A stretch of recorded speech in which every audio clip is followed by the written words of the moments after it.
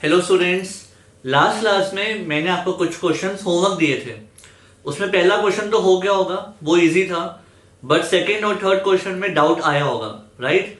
तो पहले वो होमवर्क डिस्कस करते हैं और फिर आगे करेंगे। तो आप लोग क्वेश्चन को पढ़िए।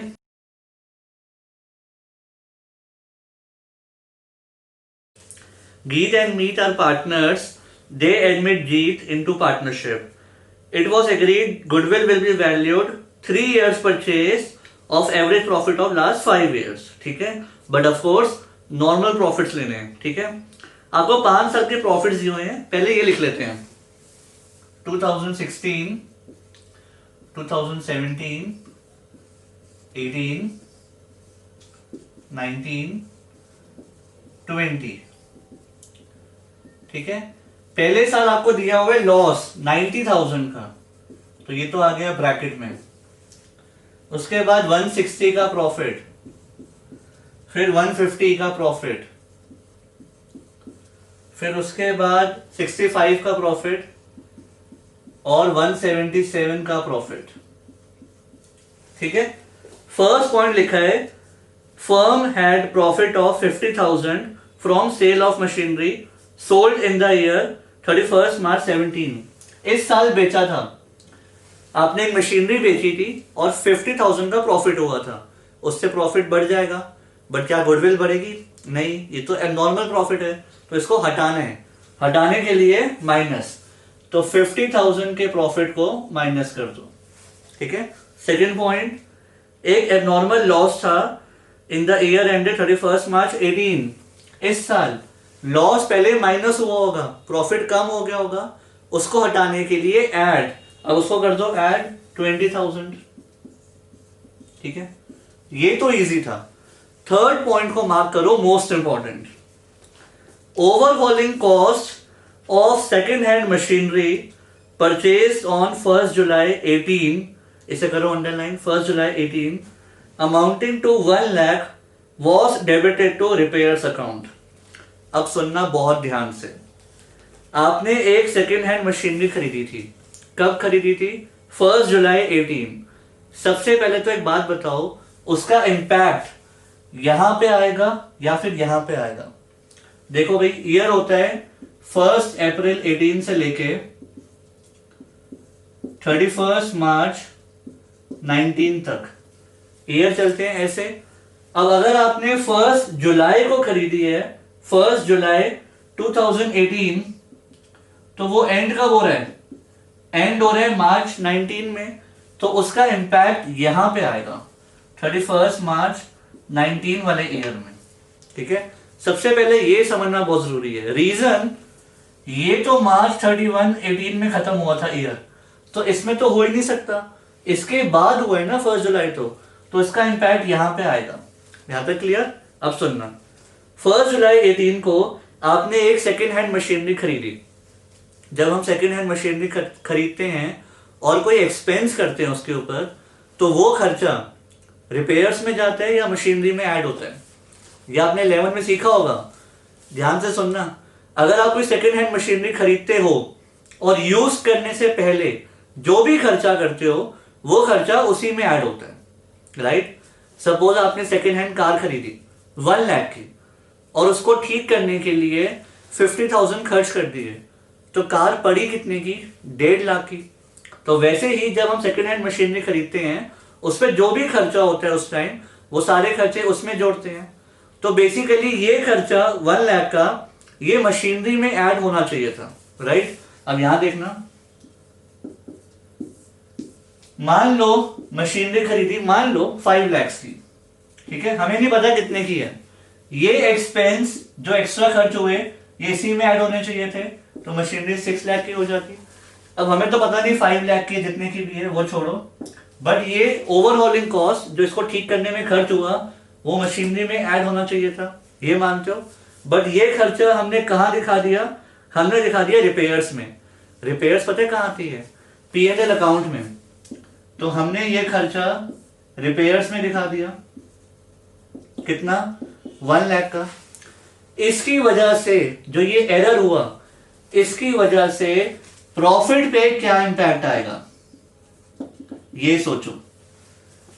1 लाख का खर्चा वहां दिखाना चाहिए था, मशीनरी में ऐड, कैपिटल एक्सपेंडिचर है, आपने दिखा दिया इसको रेवेन्यू एक्सपेंडिचर रिपेयर्स में। इसकी वजह से प्रॉफिट बढ़ गया होगा या कम हो गया होगा, ये सोचो।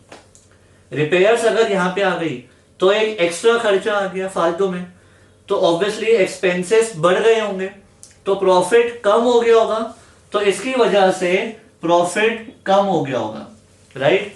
अब इसको ठीक करने के लिए क्या करें, रिपेयर्स को यहां से हटाना है, तो एक्सपेंस को हटाएंगे तो प्रॉफिट बढ़ेगा। दोबारा सुनना, रिपेयर्स की वजह से प्रॉफिट कम हो गया, अब ठीक करने के लिए रिपेयर्स को हटाना पड़ेगा, हटाने के लिए क्या करेंगे, एड बैक, प्रॉफिट को बढ़ाना पड़ेगा, राइट। तो कौन से ईयर में एड बैक होगा, यहां पे, तो 1 लाख होगा वापस रिवर्स। क्लियर। एक बार शॉर्ट में सुनो, आपने मशीनरी खरीदी 5 लाख 10 लाख जितने की भी थी, 1 लाख का खर्चा किया, उसी में ऐड होना चाहिए था, बट आपने गलती से रिपेयर्स में दिखा दिया, तो इससे क्या हो गया, प्रॉफिट कम हो गया होगा। अब इसको ठीक करने के लिए प्रॉफिट बढ़ा देंगे, तो बढ़ा दिया, ठीक है। आगे देखो, depreciation is charge at 20% on return down value method. आगे सुनना बहुत ध्यान से। अब यहां पे क्या था, आपने ये 1 लाख का खर्चा नहीं दिखाया, मान लो मशीनरी थी 5 लाख की, मान लो, तो आपने इस पे तो डेप्रिसिएशन दिखा दी होगी, राइट। जो मशीनरी थी वो सही जगह दिखाई है, तो डेप्रिसिएशन दिखा दी होगी, बट जो 1 लाख का एक्सपेंस था वो नहीं दिखाया, ऑब्वियसली वो भी मशीनरी में ऐड होना था, नहीं करा, तो इस पे डेप्रिसिएशन भी नहीं दिखाई होगी। वैसे तो दिखानी चाहिए थी इस पे भी, क्योंकि ये मशीनरी का ही पार्ट है, बट आपने नहीं दिखाई, तो अब दिखाओ, ठीक है। अब इस 1 लाख पे डेप्रिसिएशन दिखाओ।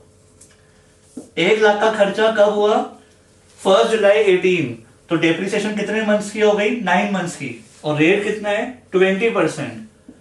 तो जो डेप्रिसिएशन नहीं दिखाई वो अब दिखाओ। अब कितनी आ गई डेप्रिसिएशन देखो, 3 3 3 4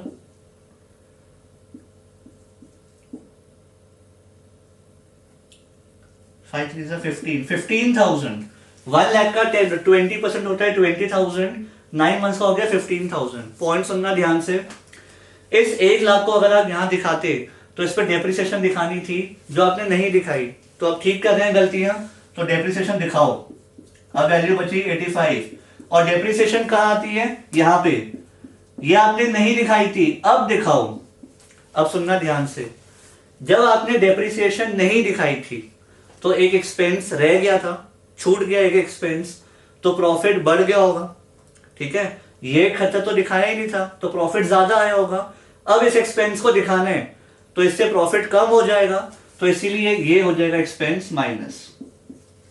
दोबारा सुनना बहुत ध्यान से, डेप्रिसिएशन नहीं दिखाई, अब दिखा रहे हैं, तो अगर आप डेप्रिसिएशन दिखाओगे तो एक्सपेंस दिखाना पड़ेगा, तो प्रॉफिट भी तो कम हो जाएगा, तो इसीलिए माइनस। जैसे कल एक क्वेश्चन किया था, इंश्योरेंस नहीं दिखाई, दिखानी रह गई, अब दिखाएंगे तो माइनस होगी ना, तो ये भी तो एक नॉर्मल एक्सपेंस है जो दिखाना रह गया था, अब दिखाएंगे तो माइनस हो जाएगी।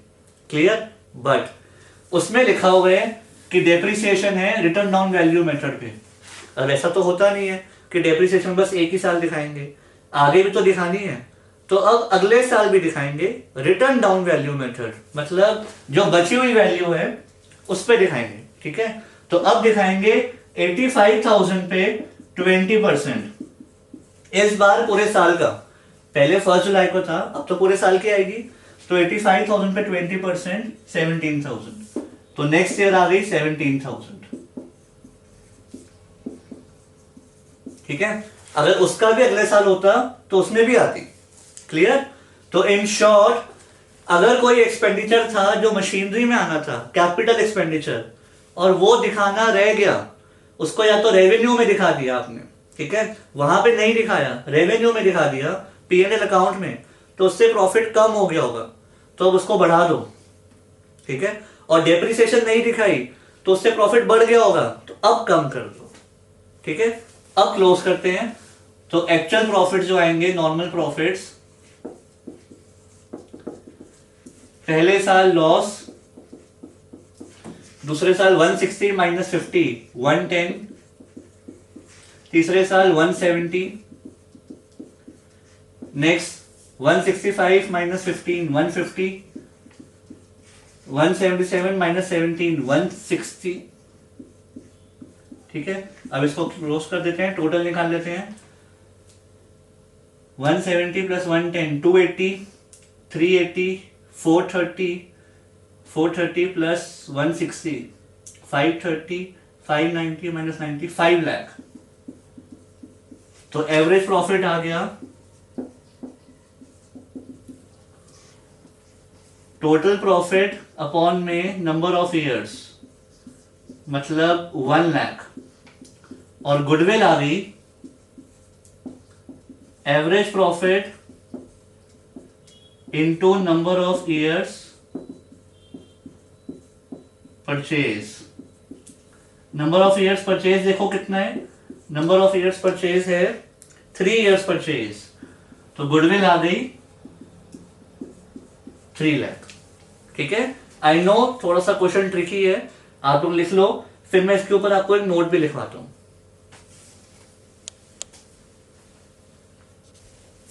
अब आप लोग ये नोट लिख लो, जबकि बहुत काम आएगा। If capital expenditure is shown as revenue expenditure,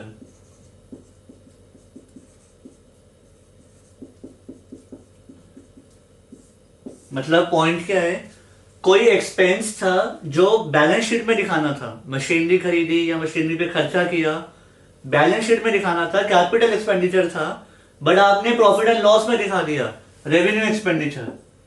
तो इसका क्या इंपैक्ट आएगा, इससे आपका प्रॉफिट कम हो गया होगा, तो आपको प्रॉफिट में ऐड बैक करना है, एक तो ये काम करना पड़ेगा। ठीक है, क्योंकि रेवेन्यू एक्सपेंडिचर दिखा दिया तो फालतू में खर्चा आ गया, तो प्रॉफिट कम हो गया होगा, इसको ऐड बैक करो। दूसरा इंपैक्ट, जब आपने कैपिटल एक्सपेंडिचर दिखाया ही नहीं, जो 1 लाख ओवरहॉलिंग कॉस्ट थी वो दिखाई नहीं, तो ऑब्वियसली उस पर डेप्रिसिएशन भी नहीं दिखाई होगी, तो अब वो दिखानी है, तो डेप्रिसिएशन से क्या होगा, प्रॉफिट में माइनस होगा। ठीक है, डेप्रिसिएशन माइनस करो मतलब प्रॉफिट को कम करो, तो जो एक्सपेंडिचर था 1 लाख का वो ऐड होगा, जो डेप्रिसिएशन है वो माइनस होगी। क्लियर, अब लिख लो। अब कुछ स्टूडेंट्स को एक डाउट आएगा कि सर मान लो मशीनरी थी 10 लाख की सपोज, और 1 लाख का खर्चा किया, तो आप डेप्रिसिएशन 1 लाख पे क्यों दिखा रहे हो, आप 10 लाख पे क्यों नहीं दिखा रहे, क्योंकि ओवरऑल मशीनरी तो 10 प्लस 1 11 लाख की है। ठीक है, कुछ स्टूडेंट्स को डाउट आएगा कि सर सिर्फ इस 1 लाख की डेप्रिसिएशन क्यों दिखा रहे हो, जो ओरिजिनल मशीनरी थी उसकी क्यों नहीं दिखा रहे। तो मैं उसकी इसलिए नहीं माइनस कर रहा क्योंकि वो 10 लाख तो सही जगह पे दिखाए हैं, मतलब मशीनरी में, तो उसकी डेप्रिसिएशन ऑलरेडी शो हो गई होगी। पॉइंट क्या है, जो आपने ठीक किया है उसकी डेप्रिसिएशन तो दिखा दी होगी। प्रॉब्लम कहां पे है, जो आपने गलत किया है, जो 1 लाख नहीं दिखाया, जो नहीं दिखाया अब उसको दिखा रहे हैं, तो डेप्रिसिएशन खाली उस 1 लाख पे आएगी ना। ठीक है, 10 लाख वाली पे जो ओरिजिनल वैल्यू है उस पे तो डेप्रिसिएशन आ गई होगी, जो 1 लाख रह गया था दिखाना या जो गलत जगह दिखाया था उसको ठीक कर रहे हैं, तो डेप्रिसिएशन भी बस इसकी आएगी अब। ठीक है, अब आगे करते हैं। सो गाइस अब नेक्स्ट क्वेश्चन करते हैं, आप लोग क्वेश्चन रीड करिए।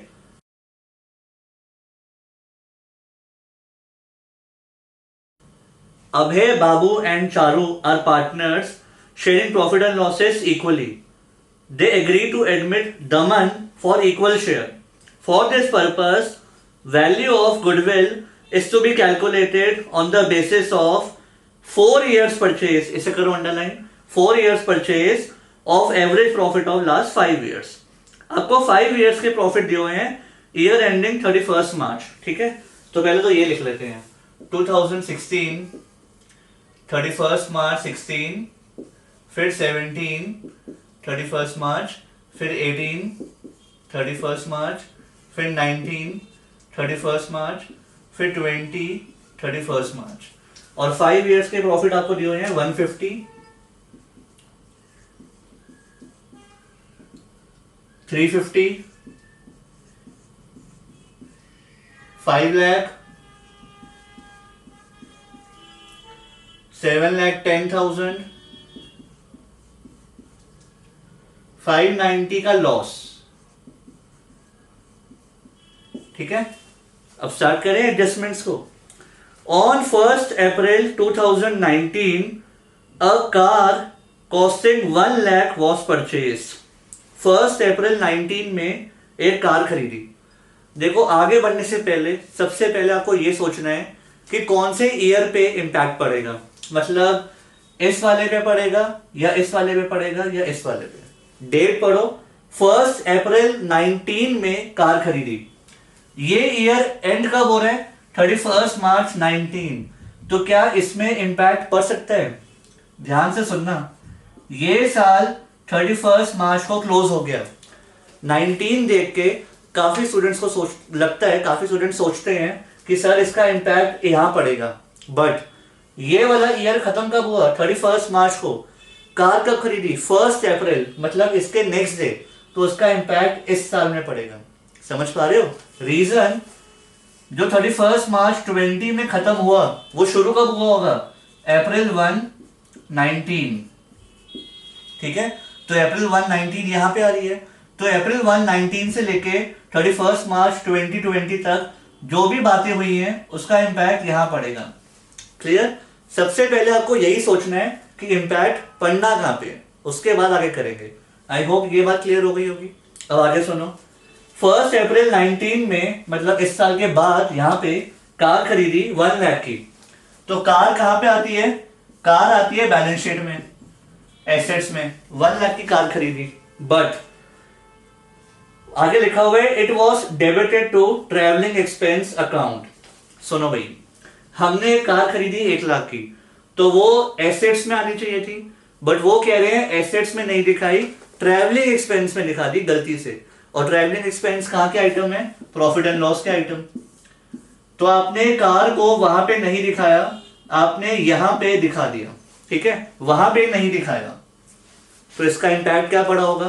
फालतू में खर्चा दिखा दिया फिर से, तो प्रॉफिट पे क्या इंपैक्ट आ गया होगा? प्रॉफिट कम हो गया होगा, क्योंकि फालतू में एक्सपेंस आ गया, प्रॉफिट कम हो गया होगा। अब ठीक करने के लिए क्या करेंगे? इस एक्सपेंस को हटाना है, प्रॉफिट को बढ़ाना है, तो ये हो जाएगा ऐड। ठीक है, तो इसको ऐड करेंगे तो ये हो जाएगा 1 लाख ऐड।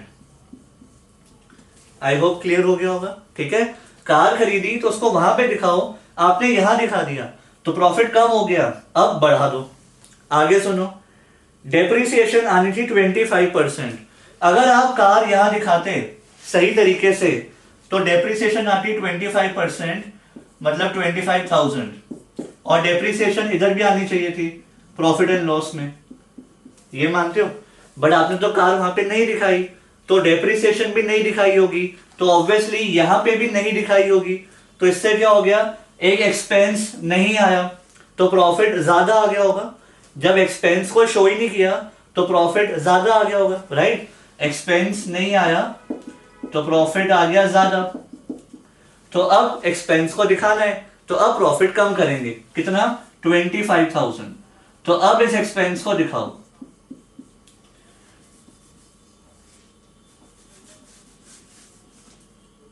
ठीक है, तो इन शॉर्ट, कार नहीं दिखाई वहां पे, कार दिखा दी यहां पे, तो इससे प्रॉफिट कम हो गया था, अब बढ़ा दिया।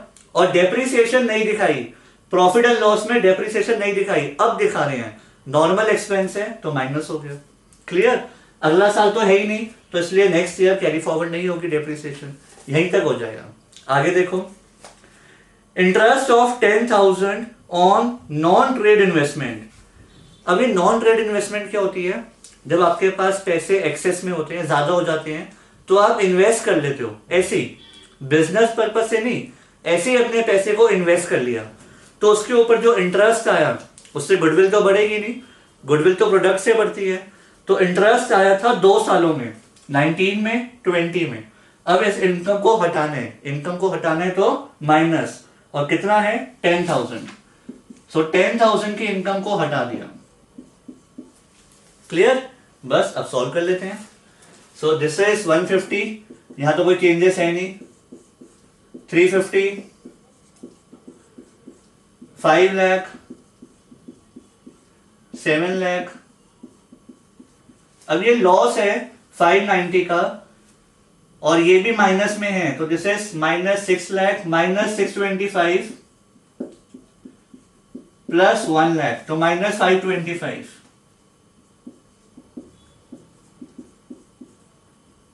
ठीक है, अब इसको सॉल्व करते हैं। सो दिस इज 5 + 5 10 17 में से 5 गए 12 11,75,000। ठीक है, अब निकालो एवरेज प्रॉफिट। 11,75,000 डिवाइड बाय 5, क्योंकि 5 ईयर्स है तो 5 1 5 2 10 5 3 15 5 5 235। ठीक है, अब गुडविल कैसे आएगी? Average profit into number of years purchase. आप लोग चेक कर लो, नंबर ऑफ इयर्स परचेज कितना था? 4, तो 2,35,000 इंटू 4, तो ये कितना होता है? 235 इंटू 4, 5 4 20, 4 3 12, 14, 4 2 9, 940 और 3 0।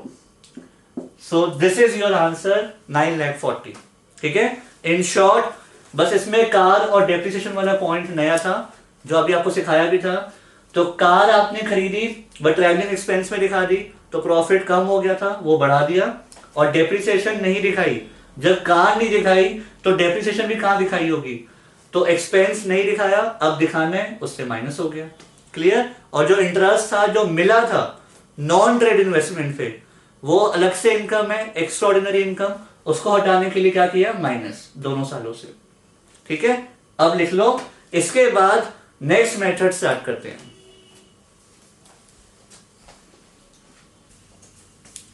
सो गाइस, अब हम करेंगे मेथड नंबर 2। आप लोग लिखिए heading weighted average profit method. Weighted average profit method छोटा सा मेथड है, आज ही खत्म हो जाएगा। सबसे पहले लिखेंगे weighted average profits. Weighted average profits. अब ये कैसे निकालते हैं? टोटल प्रोडक्ट अपॉन में total weight. Total product upon में टोटल वेट, ये क्या होता है अभी हम क्वेश्चन में देखेंगे, आप लोग लिख लो बस। और गुडविल कैसे आएगी? Weighted average profits multiply by number of years purchase. जैसे उसमें था simple average profit into number of years purchase, इसमें weighted average profit into number of years purchase. ठीक है, अब ये वेटेड, ये वेट्स, ये सब क्या होते हैं? लेट्स सी, क्वेश्चन पढ़िए आप लोग।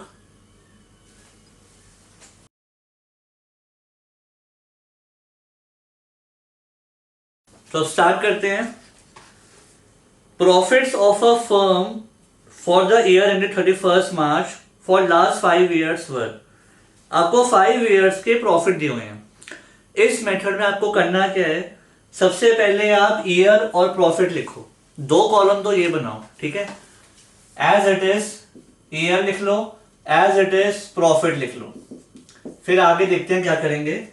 सबसे पहले ईयर है 31 मार्च 16, 17, 18, 19, 20, ये 5 ईयर्स लिख लो और इन 5 ईयर्स के प्रॉफिट्स भी लिख लो। 20,000, 24,000, 30,000, 25,000, 18,000।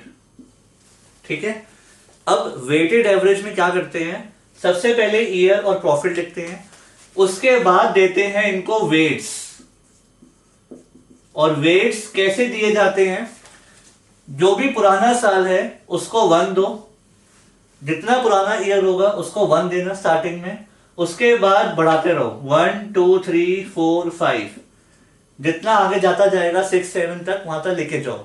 ठीक है, सबसे पुराने ईयर को 1 दो, उसके बाद इंक्रीज करते जाओ। ऐसा क्यों किया है इसका भी रीजन है, बताऊंगा आगे। देखो क्या करना है। फिर इनका निकालना है प्रोडक्ट। इन दोनों का मल्टीप्लाई करना है, ठीक है। तो ये हो गया 20,000, ये हो गया 48, 30 इंटू 3 90, 25 इंटू 4 1 लाख, 18 5 90, ठीक है। एक बार प्रोडक्ट आ गया, फिर प्रोडक्ट का टोटल कर लो और वेट का भी टोटल कर लो, ठीक है। तो ये हो जाएगा 1 लाख 190 280 348 348 और ये हो जाएगा 5 9 12 14 15, ठीक है। अब सुनो, weighted average profits, weighted average profits कैसे निकालते हैं? टोटल प्रोडक्ट अपॉन में टोटल वेट। आप लोग इको में पढ़ते हो ना, sigma F X upon sigma F, कुछ वैसे ही है। Total product upon total weight 348 divide by 15, तो ये आ जाएगा 15 1 जा 15 2 जा 30, 15 3 जा 45, 23 200, ठीक है। और गुडविल का फॉर्मूला है weighted average profits into number of years purchase. Weighted average profit 23 200, number of years purchase देखो इस क्वेश्चन में कितने हैं। गुडविल आएगी on the basis of 3 years purchase, इसे करो अंडरलाइन 3 इयर्स परचेज, सही होना चाहिए 69,600।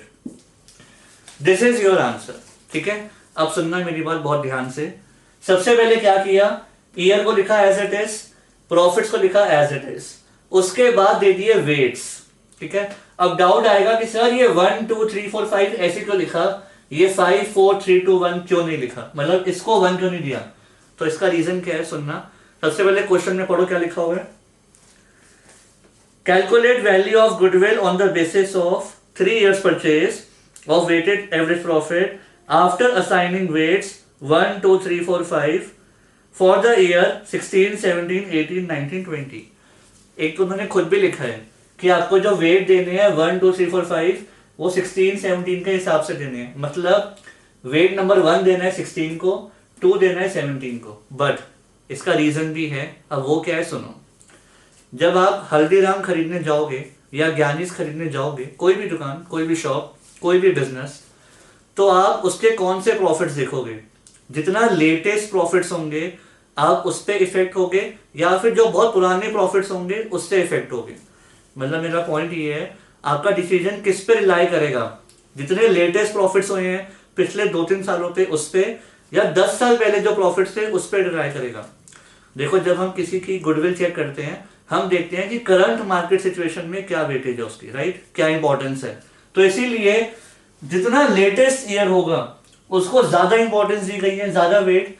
जितना पुराना ईयर होगा उसको कम इंपॉर्टेंस दी गई है, ठीक है। आई नो थोड़ा सा इलॉजिकल है, बट जितना पुराना ईयर उसको कम इंपॉर्टेंस, जितना लेटेस्ट ईयर उसको ज्यादा इंपॉर्टेंस। इस तरीके से ये बनाया गया मेथड, ठीक है। एग्जाम्स में ही ज्यादा आता भी नहीं है क्योंकि ये इतना प्रैक्टिकल मेथड नहीं है, बट ठीक है, करना तो पड़ेगा ही। क्लियर? तो इस तरीके से 1 2 3 4 5 दिया गया। फिर प्रोडक्ट कैसे निकाला, इन दोनों का मल्टीप्लीकेशन। उसके बाद तो इजी है, ऐसे तो हमने इंटरेस्ट ऑन ड्रॉइंग्स में भी किया ही हुआ है, ठीक है। अब लिख लो।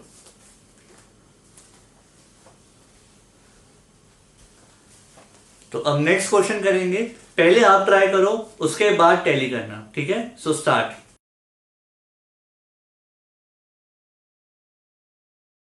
अब टैली करते हैं। Raman and Daman are partners sharing profit in the ratio 6:4। 60-40 मतलब 6:4। In short 3:2। For the last 4 years, they have been getting annual salary of 50 and 40 respectively. The annual accounts have shown fall in net profits. आपको 3 years के profit दिए हैं 18, 19, 20। सबसे पहले तो year लिख लो, फिर प्रॉफिट लिख लो 18, 19, 20, ठीक है। और 3 साल के प्रॉफिट्स हैं 140, 1,40,000, 1,01,000 एंड 1,30,000, राइट। आगे लिखा हुआ है On 1st April 2020, Zeno is admitted to the partnership for 1/4 share. Goodwill is to be valued 4 years purchase of weighted average profit of last 3 years after partner salary. इसे करो underline. Goodwill जो निकालनी है 4 years purchase है, that is fine, of weighted average profit of last 3 years after partner salary. मतलब प्रॉफिट में से पहले सैलरी माइनस कर दो, फिर जो प्रॉफिट्स बचेंगे उस पर गुडविल निकालनी है. क्लियर? ऐसा मैं नहीं कह रहा, ऐसा क्वेश्चन कह रहा है कि प्रॉफिट में से पहले सैलरी माइनस कर दो, फिर जो बचेंगे उसके अकॉर्डिंग गुडविल निकालेंगे. अब इन प्रॉफिट्स में से पहले सैलरी माइनस कर देते हैं. सैलरी कितनी थी? 90, क्योंकि 50 एक की और 40 दूसरे की, टोटल हो गई 90. तो पहले 90 माइनस कर दो, अब जो बचेंगे उस पे हम गुडविल निकालेंगे. ठीक है, तो ये हमारे करेक्ट प्रॉफिट माने जाएंगे. मतलब 50,000, 11,000, 40,000. क्लियर? अब इनको वेट दे दो 1 2 3. अब इनका प्रोडक्ट निकाल दो 50, 22, 120. अब टोटल प्रोडक्ट और टोटल वेट, ये तो 6 हो गया. 120, 170, 192. ठीक है, एक बार दोबारा सुनना बहुत ध्यान से. उन्होंने बोला जो 3 साल के प्रॉफिट्स हैं उस पे हम गुडविल तो निकालेंगे, but after salary. After salary मतलब सैलरी माइनस कर दो, उसके बाद गुडविल निकालेंगे. ठीक है, तो सैलरी माइनस कर दी. अब वेटेड एवरेज प्रॉफिट निकालते हैं. टोटल प्रोडक्ट अपॉन में टोटल वेट, तो इट शुड बी 6 1 6 3 18, 6 2 32,000. ठीक है, अब गुडविल निकालते हैं. Weighted average profit into number of years purchase, 4 years purchase, तो 32 into 4, 128, तो 128,000, 1,28,000. So this is your answer. इसमें नया पॉइंट क्या था कि पार्टनर्स की सैलरी अगर दी है तो पहले वो माइनस कर दो, जो बचे हुए प्रॉफिट्स हैं उस पे गुडविल निकाल रहे हैं. ठीक है, अब लिख लो गाइस. अब जो हम क्वेश्चन करेंगे बहुत ध्यान से समझना, क्योंकि ये क्वेश्चन बहुत इंपॉर्टेंट है. इसमें एक पॉइंट है क्लोजिंग स्टॉक वाला. उस पॉइंट में काफी स्टूडेंट्स को प्रॉब्लम आती है, एंड तक आती है. ठीक है, इसलिए वो पॉइंट बहुत आराम से समझाऊंगा, बट आप भी पूरे कॉन्सेंट्रेशन के साथ समझना. तो स्टार्ट करें, पढ़िए.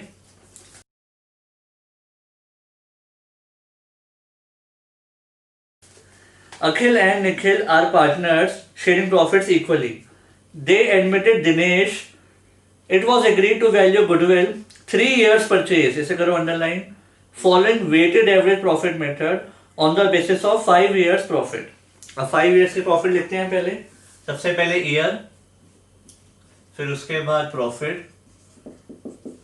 31st March 15, 31st March 2015, 16, 17, 18, 19, 90,000,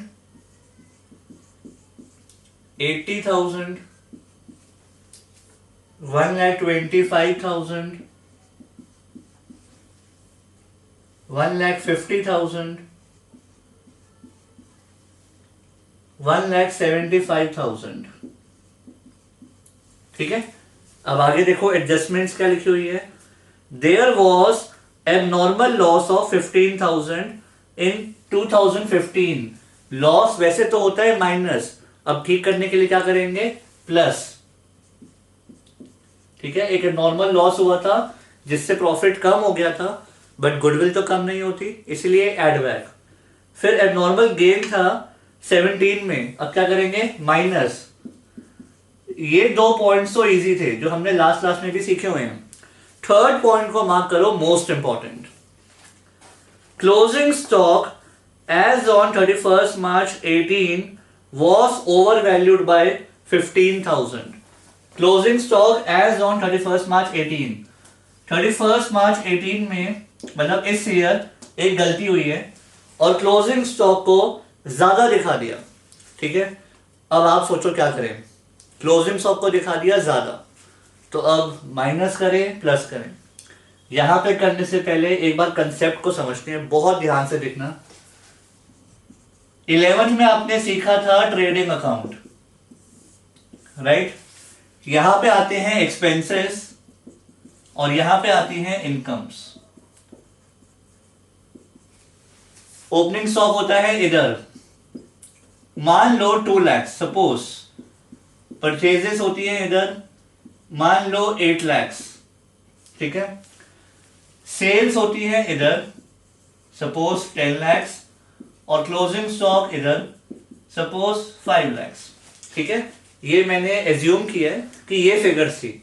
अब आप बताओ ग्रॉस प्रॉफिट कितना होना चाहिए। 15 लाख हायर साइड, 15 में से 10 गए 5 लाख, ठीक है। मान लो ये सही फिगर्स थी। अब इन्होंने किया क्या, क्लोजिंग स्टॉक को दिखा दिया ज्यादा, ओवर वैल्यूड मतलब ज्यादा दिखा दिया। बहुत ध्यान से देखो, मान लो क्लोजिंग स्टॉक को 1 लाख ज्यादा दिखा दिया, तो उससे क्या हुआ होगा। अगर आपने क्लोजिंग स्टॉक को दिखा दिया ज्यादा, 5 लाख की जगह 6 लाख दिखा दिया, तो अल्टीमेटली क्या इंपैक्ट पड़ेगा प्रॉफिट पे, वो सोचना है हमें। अगर क्लोजिंग स्टॉक हो गया ज्यादा, तो इनकम वाली साइड हो गई होगी ज्यादा 16 लाख, और 16 में से जब 10 गए तो प्रॉफिट कितना आ गया 6 लाख। पॉइंट क्या है, अगर क्लोजिंग स्टॉक ज्यादा दिखा दिया तो इनकम वाली साइड ज्यादा आ गई होगी, क्योंकि वो इनकम वाली साइड पे होता है, तो प्रॉफिट भी ज्यादा आ गया होगा। तो अगर ग्रॉस प्रॉफिट ज्यादा आ गया होगा तो ऑब्वियसली जो नेट प्रॉफिट है वो भी ज्यादा आ गया होगा, ये मानते हो। तो इन शॉर्ट, अगर क्लोजिंग स्टॉक ज्यादा तो प्रॉफिट भी हो गया ज्यादा, बट ये तो गलत है। अब तो हम गलतियों को ठीक कर रहे हैं, तो अब हमें क्या करना पड़ेगा, प्रॉफिट को कम करना पड़ेगा। क्लियर। तो ये गलती कब हुई है, 31 मार्च 18। तो ऑब्वियसली प्रॉफिट अभी ज्यादा है क्योंकि क्लोजिंग स्टॉक ज्यादा है, तो इनकम ज्यादा हुई तो प्रॉफिट भी ज्यादा होगा।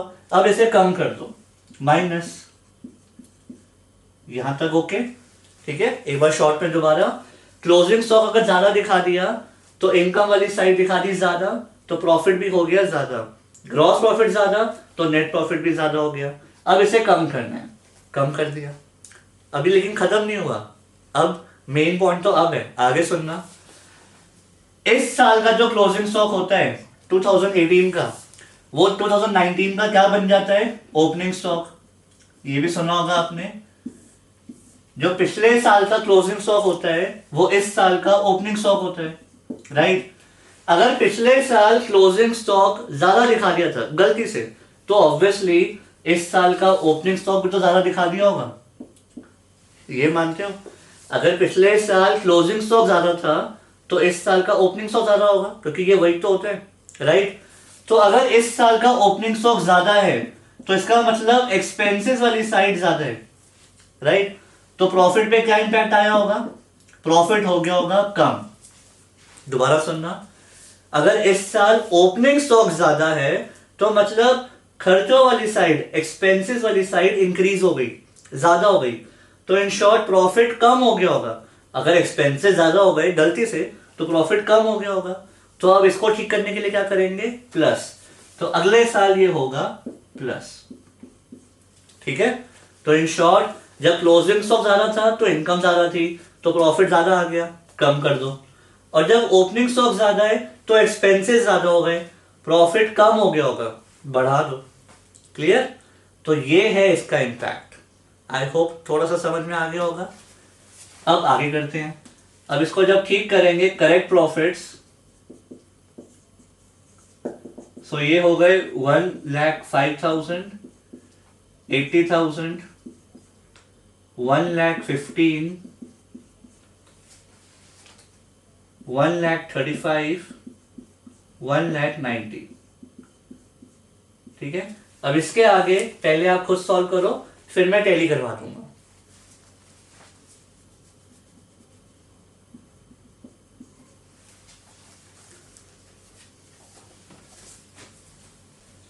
तो अब आप ये टैली कर लीजिए।